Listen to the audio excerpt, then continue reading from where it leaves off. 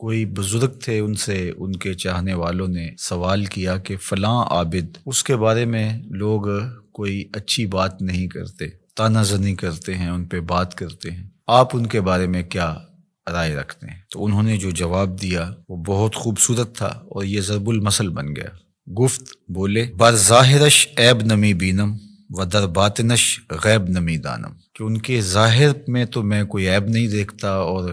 جو ان کا باطن ہے اس کو میں اس لیے نہیں جانتا کہ میں کوئی غیب دان نہیں ہوں کہ میں یہ دعویٰ کروں کہ میں ان کے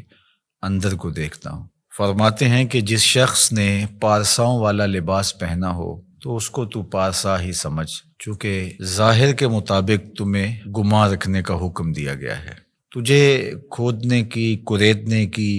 اور اس کے معاملات میں گہرا غور و تفحص کرنے کی ضرورت نہیں ہے، اس لیے کہ جو محتسب ہوتا ہے اس کو گھر کی تلاشی نہیں لینی ہوتی،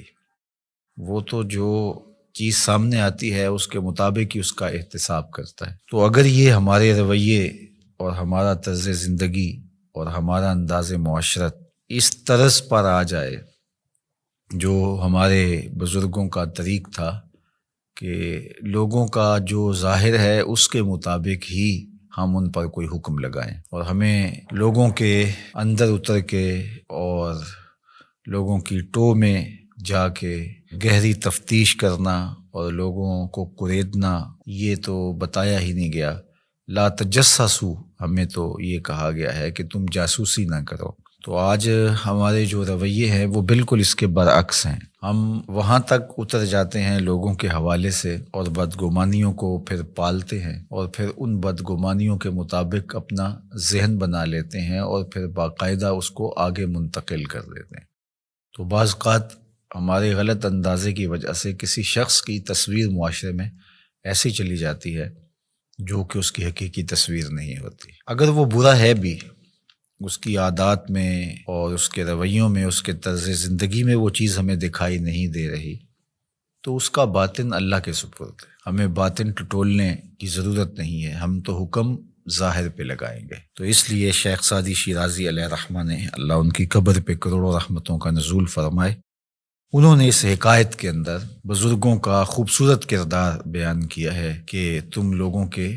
ظاہر پہ نظر رکھو، اور جو تمہاری رائے ہے وہ ان کے ظاہر کے مطابق ہی ہونی چاہیے، اور ان کو کرید کر کے اور ان کے معاملات کے اندر بہت آگے جا کر کے ان کو تلاش کرنے کی کوشش نہ کرو۔ ہمارے صوفیہ نے ایک بڑی خوبصورت بات کی ہے، وہ فرماتے ہیں کہ اگر تمہیں عیب دیکھنے کا شوق آ جائے تو اپنے اندر اتر کے دیکھ لو، کیونکہ تم جو دیکھو گے تمہارا اپنا ضمیر اس کی نفی بھی کر سکے گا اور اس کا اثبات بھی کر سکے گا، اور اگر تمہیں خوبی دیکھنے کا شوق ہے تو وہ دوسروں کے اندر دیکھو، دوسروں کے اندر خوبیاں دیکھو گے تو ان کے بارے میں تمہارا گمان اچھا ہوگا جس سے تم اجر پاؤ گے۔ اپنی خوبیاں دیکھنے لگو گے تو تکبر پیدا ہوگا، ریا پیدا ہوگی، اوروں کی خوبیوں سے ان کے بارے میں حسن ظن پیدا ہوگا جو نیکی ہے۔ تو جب خوبیاں دیکھنا چاہو تو پھر اوروں کی خوبیاں دیکھنے کی کوشش کرو، اور جب عیب ڈھونڈنے کا شوق آ جائے، تمہارے مزاج میں ہے کہ ہم نے کوئی عیب ہی تلاش کرنے ہیں، تو پھر اپنے اندر اتر کے اپنی کوتاہیوں کو، اپنے عیوب کو اور اپنے اندر چھپی ہوئی خباثتوں کو تلاش کرو۔ جب ہم اپنے اوپر غور و تفحص کرنے لگ جائیں گے تو بہت ساری ایسی چیزیں ملیں گی کہ